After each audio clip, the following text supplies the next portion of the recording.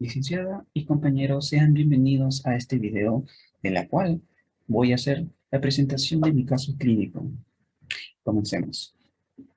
Bien, como ustedes pueden observar en la pantalla, voy a compartir, de hecho, mi pantalla. Ok, ustedes pueden apreciar aquí lo que es la articulación de la rodilla, ¿sí? Sabemos que la articulación de la rodilla es un tipo de articulación diartrósica, ya que permite el amplio y libre movimiento, en la cual podemos encontrar entre ellos el movimiento de flexión y extensión, que habrá partícipe de quienes, del músculo cuádriceps, un grupo muscular encargado de realizar la flexión de rodilla, ¿sí? Y lo que son los isquiotibiales en la flexión de la rodilla. La rótula, como ustedes pueden observar aquí, que se encuentra sombreado de un color muy llamativo, también que se le conoce como paleta. Este hueso es un hueso sesamoideo, es decir, es uno de los huesos sesamoideos más grandes del sistema óseo, de la cual va a tener un punto de inserción del tendón de cuádriceps. ¿Y cuál es su importancia de estas mismas? Si ustedes visualizan allí la imagen, cuando existe una flexión y extensión, es decir, cuando hay una relajación del cuádriceps y una contracción de esta misma y del isquiotibial, es decir, cuando existe una inervación recíproca, lo que va a permitir la relajación y contracción es el deslizamiento superior, es decir, cefálico y caudal de rótula.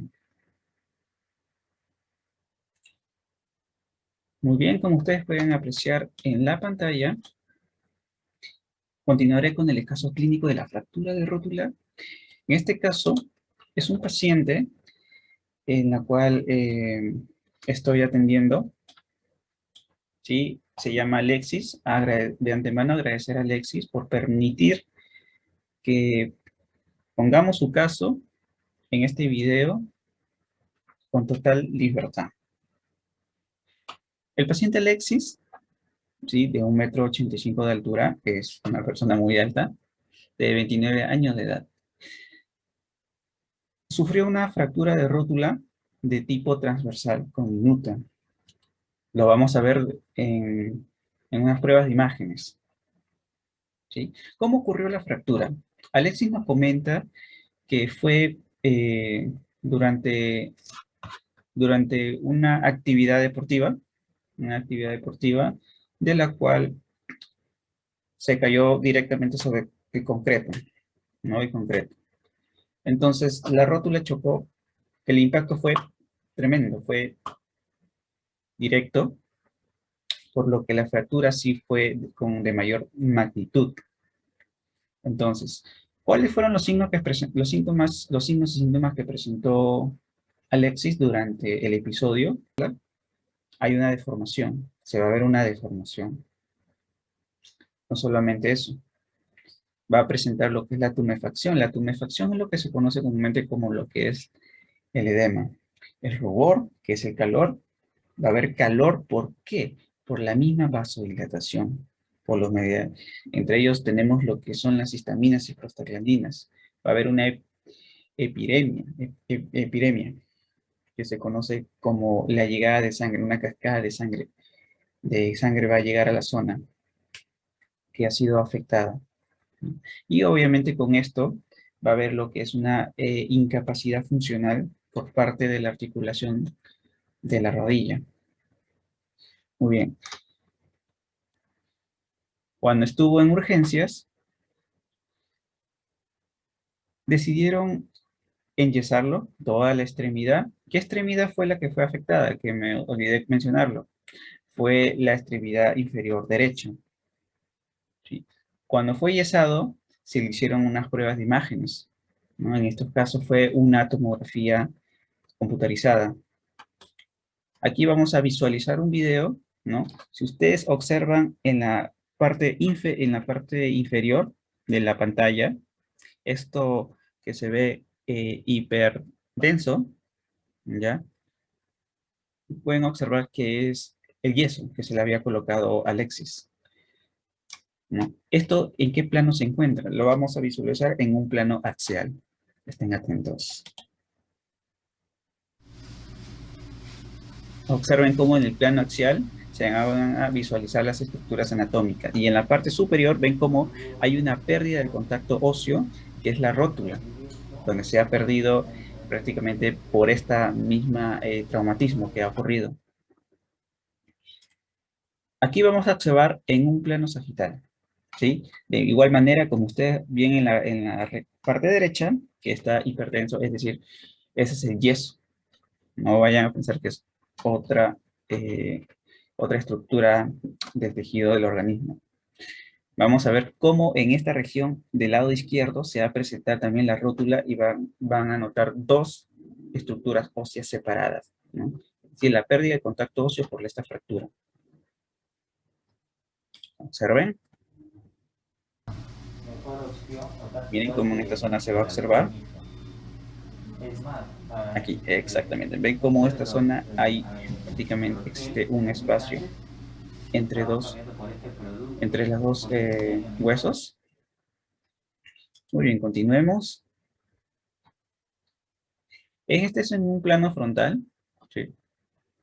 Miren también la pérdida del contacto óseo. Incluso aquí se puede visualizar lo que es el tipo de fractura, que es conminuta y transversal y conminuta, que incluso se menciona que es una de las más frecuentes. Observen. Voy a intentar colocar una pausa. Allí, como pueden visualizar, de forma transversal, longitudinal y en varios trozos longitudinales. Incluso esta pequeña estructura ósea, incluso más todavía, ha habido una fractura más, dándonos a entender que han sido varias estructuras óseas que han estado dispersas. Qué hermosa imagen, hermosa, bellísima. Muy bien, y continuando con la última prueba de imágenes que se realizó Alexis, que es una de mis favoritas, es el volumen RENDI o 3D. Me encanta esta prueba de imágenes. Ah, ok, miren cómo aquí está el yeso que se le había colocado al paciente en la parte posterior. Aquí el radiólogo cómo manipula las imágenes y cuando le doy una pausa aquí, pueden visualizar la rótula. Miren esa rótula cómo se encuentra. Miren también las estructuras cercanas que se encuentran, se tornan otro color. Si pueden visualizar muy bien se visualiza muy bien y muy detallada. Y 50 y 50, ¿no? Ah, ¿tenemos otro paciente, Joseph? No, esos son todos. Todo bien. Uh-huh.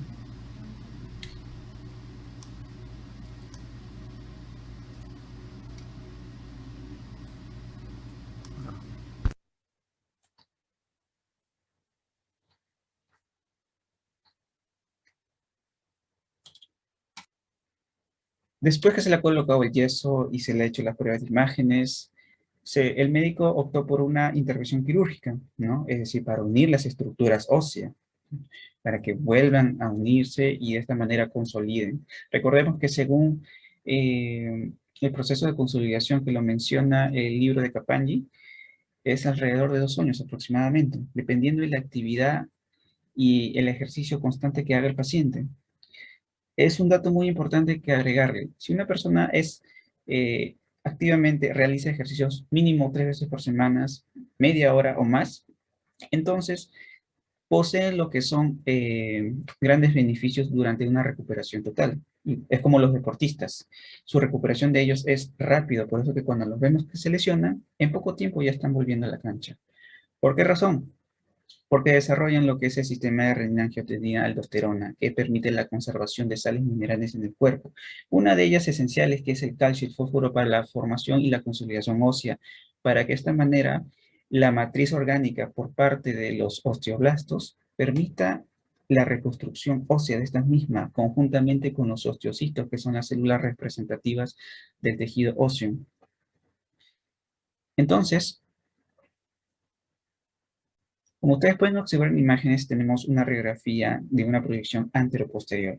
Vemos aquí los cóndilos femorales, la meseta tibial, y más abajo aquí se ve lo que es lo que le acompaña, lo que es el peroné. ¿Sí? Sin embargo, aquí también se ve incluso una pequeña estructura, no sabría decir si también se ha dañado. Y si ustedes ven en los cuadritos pequeñitos, pequeñitos, pequeñitos, pequeñitos, vemos aquí otros cortes, ¿no? Aquí lo tenemos en una proyección lateral, ¿no? Aunque no se visualiza, no llegué a obtener esa imagen. Y aquí vemos su material de osteosíntesis. Este hermoso y material de osteosíntesis, un diseño espectacular. Se menciona que una de las formas en la que realizan el médico encargado de realizar esta intervención es mediante la reducción, ¿no? Se le hace una reducción. Aquí lo han hecho en forma de 8, si ustedes pueden visualizar. 8 y en círculo. Si se habían dado cuenta, en el círculo, imaginemos el círculo, dividámoslo en 4 cuadrantes, porque habían 4 piezas óseas, bueno, 5 piezas óseas que estaban en partes, ¿no? En 5 partes. Entonces, yo puedo suponer que de esta manera han permitido que se unan, ¿no? Y el 8 para que dé más estabilidad con los clavos que se encuentran allí. Hola. Así es como quedó lo que es eh, la cicatriz del paciente. Muy bonita como le han hecho toda la parte de la sutura, ¿no? Y cuando le han quitado los puntos. Como ustedes pueden visualizar unas muletas a la izquierda, en el lado izquierdo, es porque el paciente está con muletas, es decir, necesita ayudas biomecánicas aún. Aún no es totalmente independiente de las ayudas biomecánicas.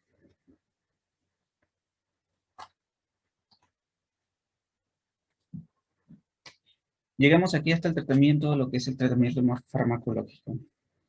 En lo que es terapia física, la intervención que se va a realizar a paciente Alexis es que la mayoría de los casos de los pacientes que vienen, que son derivados obviamente por intervención quirúrgica, pueden ser pre o postquirúrgica, ¿no? Se puede hacer una rehabilitación pre y postquirúrgica, ¿no? En este caso de Alexis ha sido una intervención, una rehabilitación postquirúrgica. En estos casos, cuando existe la intervención, ¿no? Cuando se aplica ¿sí? Va a haber un proceso, ¿no? El proceso de conciliación tiene sus etapas de inflamación, de lo que es la proliferación y al final lo que es la maduración del tejido. Vamos a encontrar entre primeros que un tratamiento que va a ser corto, mediano y largo plazo, tiene que ir acompañado también de un tratamiento farmacológico para el control y el manejo del dolor también. Alexis nos comentaba que en la semana 1 estuvo eh, había sido prescrito con el medicamento lo que es el tramadol, ¿no? El tramadol, en pocas palabras, es un medicamento fuerte, un opioide, ¿sí? Entonces, estos medicamentos actúan a nivel del sistema nervioso central. ¿Sí? De esta manera, no cualquier persona lo puede tomar. Imaginemos que una persona sin prescripción médica, que porque tiene dolor o migraña, se automedica, puede provocarle incluso una parálisis periférica o una parálisis central, según los artículos que había leído. También en la semana 2 se dice que se le acompañó con lo que es una gabapentina. La gabapentina es un medicamento que actúa a nivel del sistema nervioso periférico. De esta manera, ¿cómo actúa lo que es la gabapentina? La gabapentina, cuando existe una lesión, ¿sí? Esta lesión con el tiempo provoca ciertas reacciones bioquímicas en el cuerpo y que da como resultado la formación de una sustancia que es la sustancia P. Esta sustancia P ingresa al sistema, al nervio periférico. Y hay que recordar que el nervio, o prácticamente todo nuestro organismo, está compuesto por lo que es la parte inorgánica, que es agua, y lo que son las sales minerales que lo componen entre un 1 o 5%. ¿Sí? Entre ellos que tenemos el calcio, sodio, potasio, magnesio, entre otros. Pero en el nervio, en el axón exclusivamente, que se encarga de llevar la información nerviosa, sus polaridades se invierten. Es decir, que la polaridad que tiene adentro se cambia, se revierte atrás del axón y esta misma. Y esto permite un trastorno de la conducción nerviosa, es decir, la información dolorosa. Tenemos vía de conducción dolorosa según las neurociencias, ¿no? Entonces, este dolor es somático porque es músculo esquelético. Y cuando es músculo esquelético, cuando tú tienes un dolor muscular, algo, esto perturba prácticamente tus emociones y perturba también lo que es la postura. Cuando algo te duele, tu postura cambia, tu postura cambia. Sumándole a eso, que eso causa un estado de ánimo cambiante, se convierte en un dolor visceral, que afecta ¿qué cosa? El dolor visceral afecta el sueño, la vigilia, el hambre. Por eso que las personas cuando tienen dolor, a veces no pueden dormir, no tienen hambre. Su estado cambia. Por eso que en la semana 3 también se le prescribió lo que es un ansiolítico, que es el alprazolam, ¿no? ¿Para qué? Para que de esta manera pudiera conciliar el sueño. Una vez que el dolor haya cesado durante estas 3 semanas, al último solamente se le recetó lo que es el paracetamol o bien el Niodel Relax, que tiene 3 componentes, ¿no? Que es paracetamol, orfenadrina y diclofenac. Esto es muy importante conocerlo. ¿Por qué es importante conocer el tratamiento farmacológico en terapia física? ¿Qué quiere decir? Nosotros no somos farmacéuticos, ¿no? Igual que en las pruebas de imágenes, no somos radiólogos, ¿no? Pero es importante conocerlos. ¿Por qué? Porque en terapia física se trabaja con agentes físicos, calor, frío, corrientes, chorro de agua, entre otras modalidades terapéuticas. Entonces, ¿qué es lo que hace los agentes físicos, para resumirlo? El cuerpo tiene su capacidad natural y fisiológica de recuperarse, pero gracias al fármaco y gracias a los agentes físicos que aplicamos nosotros, no solamente ayudamos al control y manejo del dolor, también ayudamos a que ese proceso fisiológico de recuperación, restauración del tejido, se acelere un poco más, porque actuamos a nivel celular, se actúa a nivel celular también, ¿sí? Esa es una de las grandes y bonitas formas de entender así la terapia física también, ¿no? Su importancia de cómo interviene en la recuperación. Entonces, ¿por qué es importante conocer los fármacos? Porque si un paciente está, imaginemos, un paciente, perdón, en este caso, Alexis está tomando la gabapentina, ¿sí? La gabapentina, como ya había mencionado, que se actúa a nivel del nervio periférico, hay un agente que nosotros utilizamos que es el TENS, que es una corriente de baja frecuencia.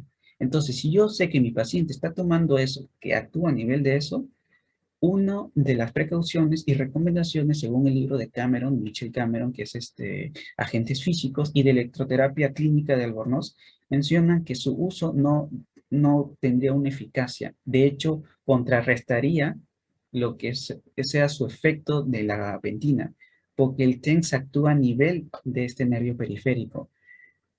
¿Cómo actúa? Restaurando sus polaridades. ¿Okay? Y recordemos algo, los agentes físicos que utilizan terapia física, ¿ya? Son parecidos, prácticamente actúan igual que un fármaco. La única diferencia es que nosotros no tenemos que ir por un proceso de digestión que tiene que ir sobre el hígado, por los riñones, y que puede haber algún tipo de reacción adversa. Es decir, los fármacos y los agentes actúan al mismo nivel, a excepción que los opioides son los únicos medicamentos que actúan a nivel del sistema nervioso central y que los agentes físicos no llegan allí. ¿Sí? Esto lo menciona Albornoz en el libro de Electroterapia Clínica. Un libro muy interesante, lo recomiendo también. ¿Sí? Entonces, esa es la importancia de conocer el tratamiento farmacológico en lo que es la terapia física. Muy bien. Vamos a hablar del proceso de lo que es rehabilitación. en Alexis. ¿Cómo estamos trabajando con Alexis? Bueno, infortunadamente no pude obtener imágenes y videos de cómo se le está haciendo la terapia, porque eso sí me pidió que fuera más, es más privado en esas cosas. Pero trataré de hacerlo lo más visual posible. Cuando un paciente llega a medicina física, al centro, a clínica, cualquier lugar que lo vas a atender, lo primero que se tiene que hacer es una evaluación subjetiva, ¿no? Es decir, si ya vemos, viene por una orden del médico, es decir, obviamente la evaluación subjetiva prácticamente es obtener información del paciente, los medicamentos que está tomando, si sufre algún tipo de enfermedad cardiovascular, hipertensión, hipotensión, cómo duerme, eh, si puede hacer, hay cosas que puede hacer solo, cosas que no puede hacer solo, entonces eso ya te da un indicio, ¿no? De por dónde y cuánto tiempo, cuánto te va a apoyar tu paciente durante la terapia. Porque recuerden que la terapia no es que tú vayas y el terapeuta te lo haga todo. El terapeuta te va a dejar como tarea ejercicios en casa. Por eso que el trabajo de la terapia física y la rehabilitación es el paciente 50 y el terapeuta 50. ¿Por qué? Porque el paciente no tiene que ser dependiente de las terapias, del terapeuta, en pocas palabras. ¿Sí? Muy bien. Una vez que se ha hecho la evaluación subjetiva, se realiza lo que es la evaluación objetiva. En esta evaluación subjetiva, en el caso de Alexis, consiste en lo que es en una evaluación física, donde el terapeuta evalúa ciertas áreas para dar indicio a un diagnóstico terapéutico. Así como hay un diagnóstico médico, hay un diagnóstico fisioterapéutico. Pero en este caso clínico, yo aún no llevo el curso para mencionar los cursos de diagnóstico fisioterapéutico, por lo que esa parte no podría yo eh, colocar, ¿no? Pero sí la parte de lo que es evaluación fisioterapéutica, la evaluación física. ¿Qué consiste en esta evaluación física? Una de ellas, observar, ¿no? Observar y palpar las estructuras óseas, ¿no? Para saber cómo se encuentran, ¿no? La otra prueba es la prueba de lo que es evaluación del rango articular, ¿no? ¿Qué tanto y la evaluación de rango articular me va a permitir qué cosa? Que cuando yo le diga al paciente, por favor, lleve su rodilla, lleve su arriba, dóblela, ¿no? Porque siempre hay que comunicarnos con el paciente en su lenguaje, no como con términos, como nosotros lo hacemos, bueno, en este caso con ustedes, o con otros colegas o compañeros, ¿no? Le digo, por favor, dóbleme la rodilla, estíreme la rodilla, la cadera, porque en este caso el cuádriceps es un músculo biarticular que a nivel proximal actúa como flexor de la cadera y a nivel distal como extensor de rodilla. Entonces, es importante conocer también, eh, tener un conocimiento anátomo-biomecánico de lo que es las estructuras osteomusculares, ¿no? Entonces, de esa manera veo qué tan limitados se encuentran sus movimientos. De otra manera, también evalúo de forma pasiva. La forma pasiva me permite evaluar si existe lo que es una alteración articular y ligamentoso, porque recordemos que la rodilla está formada por ligamentos, ligamento colateral externo, ligamento colateral interno y ligamento colateral no, cruzado anterior y posterior. Entonces, ¿cómo encontré a Alexis yo después de la evaluación fisioterapéutica?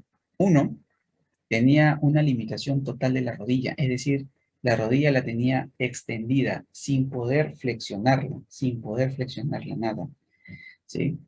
El tendón del cuádriceps, vamos a ver si puedo discutir un poco más. El tendón del cuádriceps se encontraba muy fibrosado. Claro, había lo que era calor, es decir, había rubor, no, y había lo que es tumefacción, edema, ¿no? Entonces, todo esto me permitió valorar incluso su marcha del paciente, cómo es con las muletas. Hay que tener en consideración que si un paciente tiene unas ayudas biomecánicas, sea muletas, andador, bastón, enseñarle cómo utilizarlo correctamente cuando se levante, cuando suba de escaleras, cuando baje de escaleras. Es decir, el paciente tiene que darle ese incentivo, motivación de que tiene que ser independiente. Entonces, lo que vamos a hacer, en este caso cuando se observó, no había movimiento, ¿no? Nada. Pero sí podía levantar toda la pierna extendida, es decir, podría hacerme flexión y extensión de cadera, pero aún así prácticamente cuando hay una limitación aquí, se limita la cadera también, ¿sí? Entonces hay que tener en consideración eso. Entonces, ¿cómo fue el protocolo que se le iba a realizar a, a lo que es a nuestro paciente Alexis? ¿Vale? Se le explicó cómo iba a ser el proceso de la terapia, en qué consistía, porque siempre es importante decirle al paciente qué se le va a colocar, qué es lo que va a sentir, ¿no? Y hacerle una prueba de sensibilidad al calor, al frío, ¿no? Por si de repente es intolerante al frío, es intolerante al calor, es intolerante a la corriente. Pero ojo, hay algo que es muy importante que quiero aclarar. En ciertas áreas he visto que a veces colocan lo que es el TENS, las corrientes, en un material de osteosíntesis. Imaginemos, yo les hago una pregunta en este video. Yo tengo material de osteosíntesis acá, y yo pongo la corriente acá porque aquí tengo dolor. ¿Tendrá efectividad la corriente aquí, a pesar de que el material de osteosíntesis esté aquí lejos? La respuesta es, unos autores mencionan que no va a tener cierta eficacia, otros autores dicen que sí va a tener, pero muy poca. ¿Por qué? Porque la corriente en sí actúa a nivel sistémico. No es que porque yo te coloque aquí, solamente va a actuar ahí. No, la corriente va a ir por todos lados del cuerpo, en realidad. Por eso que una de las precauciones es que si el paciente tiene marcapaso, contraindicado, porque alteraría prácticamente su marcapasos, ¿no? Entonces, un dato, ¿no? Un dato clínico. De la misma manera, he visto también que colocan lo que es eh, el magneto. El magneto prácticamente es una estructura que funciona a través de ondas, perdón, a través de, claro, ondas electromagnéticas que mediante se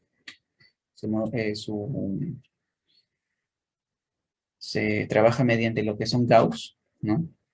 Según el artículo que ha salido en 2019 de Faraday, menciona que su uso no está, no es que esté contraindicado, sino que tener mucha precaución, pero no se recomienda mucho el uso. ¿Por qué? Porque las ondas electromagnéticas producen vibración. Y en un material de osteosíntesis donde todavía está en un proceso de conciliación, si tú le aplicas, prácticamente es como si el temblor, ¿no? El temblor se mueve y por más que las columnas sean prácticamente estables, siempre va a haber una pequeña grieta, fisura que se va a hacer. Entonces, esto lo relacionan con lo que es el material de osteosíntesis cuando se le aplica lo que es el magneto. Yo sé que el magneto se dice que es una herramienta para ayudar al proceso de conciliación ósea, pero existen otras modalidades, ¿no? Como el ejercicio físico, de acuerdo a cómo se le realice el ejercicio y para qué se le va a realizar el ejercicio. Muy bien.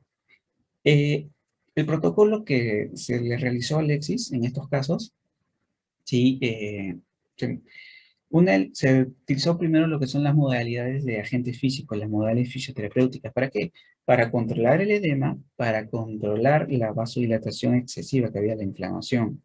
Entonces, lo que se le aplicó primero fue lo que es un cubito de hielo, ¿sí? Existen varias formas de atenuar la inflamación excesiva y el edema, ¿no? Que es mediante compresas frías, cold pads, spray, ¿no? Pero se ha demostrado que el hielito tiene una eficacia mayor, ¿no? Según Plaja, el libro de Juan Plaja, de analgesia por medios físicos, en la cual el masaje con cubito de hielo, ¿por qué el masaje con cubito de hielo tiene una eficacia grande? Esto lo explica de manera bioquímica, porque cuando tú realizas un movimiento con cubito de hielo, eh, la vasoconstricción que ocurre es inmediata, ¿sí? Y de esta manera permite la posible liberación de serotonina, es decir, relajación y de bradicina, y que evite la posible liberación de histaminas y prostaglandina, ¿no? Lo que son factores de inflamación, ¿no? ¿Por qué? Porque esto va a ser muy beneficioso para el paciente, ¿no? Y de esta manera continuamos con la modalidad terapéutica que se le aplicó lo que es, no, perdón, en este caso no se le aplicó calor, ¿sí? Se le aplicó calor, el frío se lo colocó, el hielito se lo colocó, el hielo se aplicó en lo que es en toda la articulación de la rodilla, la pierna y lo que es hasta el pie, porque el edema era todo hasta el pie, ¿sí? Hay que tener en cuenta eso, ¿ya?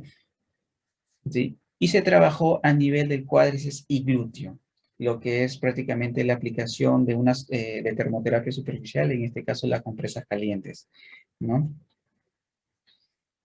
Después que hemos aplicado los agentes físicos, en la zona del cuádriceps, tratamos de buscar si había un punto gatillo, si había prácticamente un acortamiento muscular, ¿no? Y encontramos más que todo en los aductores. Entonces se aplicó lo que son las técnicas de terapia manual, ¿no? Hay varias técnicas manuales que se utilizan como lo que es un tipo de amasamiento. Primero tienes que buscar, ¿no? El nódulo. Estuvimos allí 3 minutos, ahí, un momento, vamos a ponerlo aquí. Esta es mi rodilla, ¿no? Y se trabajó todo lo que es, buscando dónde hay la zona. Después, en dirección de la fibra muscular, utilizamos otra técnica manual. Y hacemos un poquito después de liberación en todo lo que es la fibra muscular. Por eso es importante conocer la dirección del músculo, de a dónde va, ¿sí? De esa manera hemos controlado la inflamación, hemos controlado el dolor, ¿no? Pero aún no acaba ahí, ¿no? Solamente estamos aplicando un poquito de modalidades terapéuticas. Cuando hemos terminado esto, teníamos que disminuir más el edema. Entonces se le aplicó lo que es el ejercicio de Burden-Allen. El ejercicio de Burden-Allen es fantástico, algo que se debería hacer todos los días. ¿No has visto en las radios cuando tú llegabas a casa y te decían, uy, por esas piernas cansadas, cuando llegues a casa, levantas tus piernas hacia la pared y mueve ahí tus tobillos? Así es el ejercicio. Solo que el ejercicio tiene 3 etapas. Una etapa de elevación, que lo voy a explicar aquí. Una etapa de elevación, y ahí yo le digo al paciente que doble así sus tobillos por 3 minutos, ¿sí? De 2 a 3 minutos, y van a notar que la piel se va a poner pálida. De esta manera me permite el retorno venoso y de esta manera un drenaje. El drenaje linfático en sí no es un masaje, en realidad es un movimiento. Movimiento. ¿Por qué? Porque el sistema linfático no tiene una bomba como el corazón, como las arterias que tiene el corazón que ve, ¿no? Entonces la segunda fase prácticamente es que sentado, pero que sus piernas se estén colgando. Y de esta manera hagan círculos también por 3 minutos. Y la fase de descenso, prácticamente que esté echado en supino boca arriba y que mueva sus tobillos también. ¿Sí? Es un ejercicio muy bueno, no solamente para personas con edema, sino también personas, eh, para personas también que tienen problemas de varices, ¿no? No se realiza en tromboflebitis o en ciertas causas, ¿no? Eso ya lo va a determinar el terapeuta y el médico, ¿no? Una vez hemos trabajado sobre el edema, ¿sí? Procedemos a trabajar ejercicios de inervación recíproca. El ejercicio de inervación recíproca consiste prácticamente en que se trabaje sobre la musculatura, tanto de cuádriceps y isquiotibiales. ¿Por qué? Para que exista una nivelación del tono muscular y del mismo tiempo de la masa magra del músculo. Porque cuando se comparó los dos muslos, el muslo derecho que estuvo enyesado ha perdido bastante masa y ha perdido bastante tono muscular, que son dos cosas distintas. ¿Por qué? Por el mismo desuso que ha tenido, ¿no? Entonces, la inervación recíproca, ¿qué es lo que nos va a permitir? Nos va a permitir que poco a poco se vaya recuperando ese tono muscular y que me vaya prácticamente favoreciendo lo que es la adaptación del tejido. ¿Por qué? Porque en el tendón del cuádriceps ha quedado fibrosado. Entonces, así es que tiene que aplicar una técnica manual, no transversal, sino en su dirección, ¿sí? Que resulta ser doloroso, sí, resulta ser doloroso, ¿no? Entonces, ¿cómo se trabaja el ejercicio de inervación recíproca? Este es su tobillo de mi paciente, esto es su rodilla y esta es su pierna. Entonces, yo le digo a mi paciente que empuje mi mano. Empuje, empuje, empuje, empuje. Y aquí se va a ver una contracción del isquiotibial. De esta manera, y le digo que relaje. Al momento que yo relaje, fijo aquí la pierna y agarro el muslo y trato de forzar a la flexión. Para que de esta manera la rótula se movilice con el tendón, para que el tendón me permite movilizar la rótula. Y después hago lo contrario, en cuádriceps, ¿no? Arriba, arriba, arriba. Estos son ejercicios isométricos porque no hay movimiento, ¿no? Y de esta manera hemos estado trabajando con Alexis, lo cual ha recuperado significativamente eh, grado de rango articular en la rodilla, un grado de flexión. También se le trabajó el ejercicio de FNP, lo que es facilitación de la muscular proprioceptiva.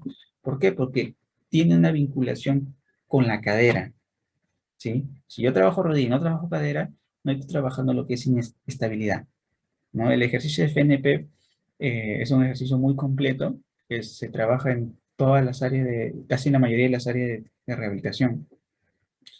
Y de esta manera con Alexis estamos avanzando, progresando, porque él está poniendo de su parte, ¿no? Y bueno, espero que les haya gustado. Si tienen alguna pregunta, me lo hacen en clase.